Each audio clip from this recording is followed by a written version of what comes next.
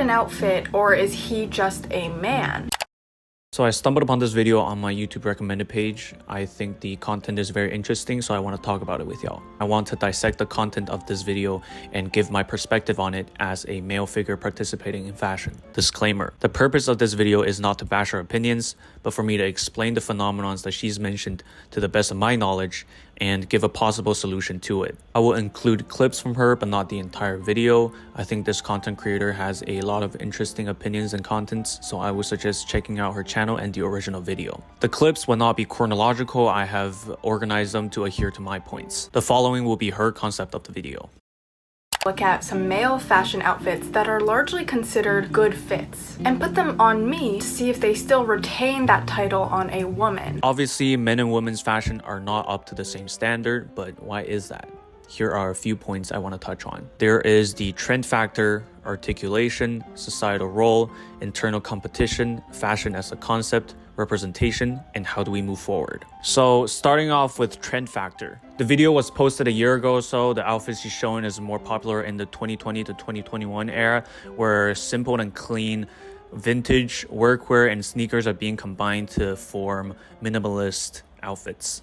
As the style of specific aesthetic become more popularized, they will be grouped into categories, as we will consider this style under the umbrella of workwear, streetwear, or as Keezy will call it, the tote bag warriors. Men's fashion is a lot more broad than strictly this style, but this form of articulation has been appreciated by many at the time. The same could be said for Y2K in 2022, which is a lot more complex in accessorizing and silhouette choices. Fashion consists of many styles, ranging on the spectrum of minimalism and maximalism. One of the most prominent styles on the minimal side is modernism, where the essence is form follows function. An object exists solely to perform its designated purpose. Modernism follows the philosophy of simplicity in life. Does this mean that the modernism community has worse outfits than the others? No, it just depends heavily on personal taste and philosophy. Any style of outfit is capable of achieving a pleasing aesthetic to its targeted audience, as long as the articulation is on point. Pajamas. Is this cute? Changed into some jeans. Does this look better? Trying the tied sweater around shoulder thing, I feel like I look dumb. I think it just doesn't work on me. I do agree that these outfits don't have the appeal on her, but I believe this is mainly because of articulation. Her first outfit fails to emphasize the waistline, and the shirt is not exaggeratingly oversized to portray the contrast that oversized shirts are meant to in order to retain her proportion. Girls would go crazy for this look if a guy wore it. I think I'm so used to seeing other women dressed so extravagantly that when I put this on, I feel so underdressed. Again, proportions are off, shades of color choices are questionable. Baggy hoodie with a little bit of the white t-shirt poking through at the bottom, baggy jeans, combat boots, and I even added like a little cap to try and make it less boring. And wearing this is like, oh yes, these are the types of styles I like my man to wear. This outfit is a proportionally good outfit, and it's a pretty common outfit amongst female hip-hop dancers or dancers in general when they're not in uniforms. That is because their jobs require a lot of movement and sweating, which these garments are made for. Albeit, it should be respected how one wants to portray themselves. A more masculine style does not translate to being underdressed. Women participating in men's fashion trends are also seen as fashionable. There are a lot of examples of this form of articulation being well received on the internet. This is because of a community, where a group of people share an interest in the same niche. I'm not here to critique her outfits, but what looks good on a person proportionally also comes with a set of visual aesthetic rules. I won't go into detail here, but you can check out Drew Drainer, who did a great video about this. Our standards as to what is fashionable or not are created by what others like us are wearing. And I think the standards for how women should present themselves are higher than the standards for men. Women are seen as objects of desire, and their role is to be pretty, to compete for attention.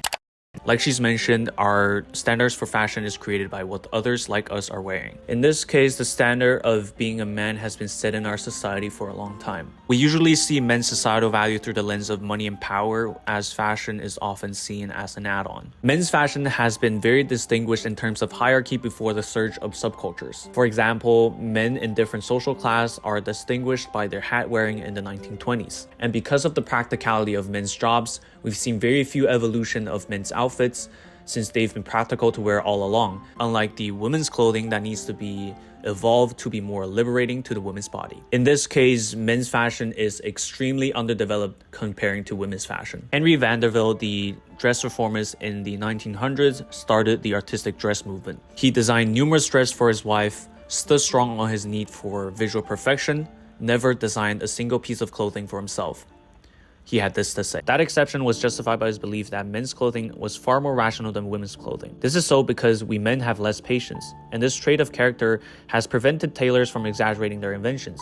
Therefore, since it was less often conceived as an instrument of seduction, men's dress was judged to be less subject to fashion and more of a result of the search for greater convenience and practicality. Indeed, whereas men's dress was less dependent on merchants' opportunism, women were truly the victims of fashion. The setting of his environment definitely contributes to his philosophies, where a male-dominated society requires men to work more, as women aren't obligated to do so, where they're seen more as an object of desire. Now that fashion has become more democratized and there has been an evolution in men's fashion, we come to place more attention on men's fashion and created more avenues to seek value and profit from men's fashion.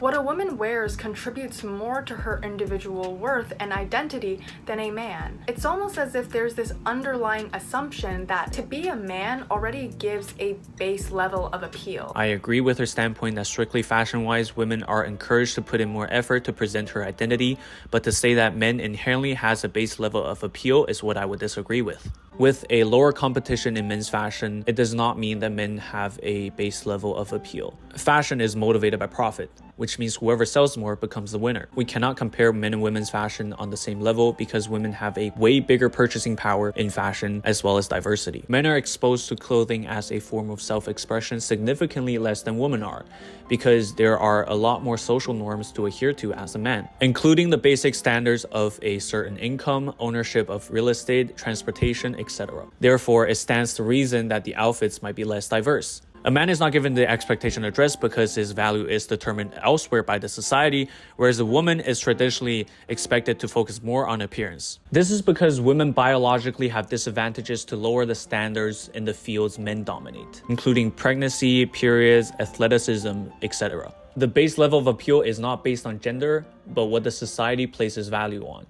And this causes the following phenomenon. I feel like for outfits, it's largely women who praise men for the bare minimum, but also women who judge the outfits of other women. The example we see here is a pretty common sight we see in our daily lives where women would praise outfits of men they're interested in and downplay each other's. Personally, I don't believe this is a gendered issue, but more so because most men aren't taught to participate in fashion. The term NPC has been circulating in the men's fashion community recently, referring to the same description as the term basic in women's fashion. This term only started to popularize within the recent year as the men's fashion community grew and there has become a surplus of the quote-unquote basic outfits. We see examples of men downplaying each other's outfits all the time now, including a lot of negative opinions regarding feminine styles. Just scroll through some of the fashion TikTok comments. This phenomenon of downplaying feminine styles is related closely to fashion as a concept.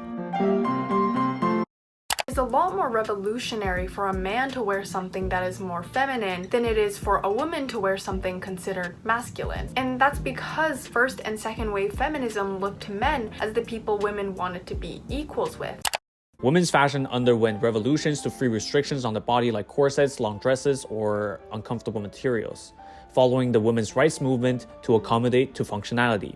Therefore, women have a wider range of already accepted styles while men don't. It's more risky or scary for men to step out of old-fashioned rules. The range of looks that are considered fashionable is wider, and the degree to which they are fashionable is higher. For instance, this look right here. Men are less likely to put themselves in a wider range of aesthetics because of the functionality and mobility, as most male-dominated jobs requires bodily motion and functionality in clothing, as well as most men not being open to the idea of androgyny. Fashioning your body is an expression of your identity, and most straight men don't identify as wanting to express androgyny, simply because these men don't want to be misrepresented for their sexual orientation. To overcome this binary thinking of staying within the gender norm, it all comes down to representation. Media and magazines only make this worse by constantly exposing women to unrealistic images of what they should look like. Media representation is certainly one of the biggest influences on fashion. To me, what looks good on a person is very subjective, but most of it comes from representation. If the media promotes a certain aesthetic, people will be conditioned to accept and therefore like the aesthetic. There are limits to it, but examples can be seen from the sexualization of different body parts, fashion trends, and or celebrity representations, especially the prominence of feminine men in recent years, like Timothy Chalamet or BTS. We have been seeing more femboys through media representation, and people would start to understand the concept of feminine straight men because of media representation. I don't find these outfits fashionable just because that's not my taste. I could be totally wrong. I respect your opinions. Men's fashion is undergoing diversity and development. When one style becomes oversaturated, it won't be praised as much anymore, which will in turn cause good outfits to be more saturated, consequently setting the standard higher. One of the most prominent names within men's fashion would be Wisdom. By setting a higher standard for a good outfit for a man, men's fashion would consequently catch up to the women's fashion scale. We've seen many before us changing the fashion system. Brands like Telfar, creatives like Virgil, democratizing fashion by bringing subcultures into fashion, providing less exclusivity, making the fashion world less hierarchical. With our efforts to create diversity and make fashion truly a means to present ourselves and our identity, I believe we have the power to push fashion forward. Thank you for watching this video. If you like this type of content, let me know. I intend to post a lot more here on YouTube, as well as my other social media platforms, all under the name of Ray Wears Clothes. I appreciate you for watching, and see you next time, my fellow warriors.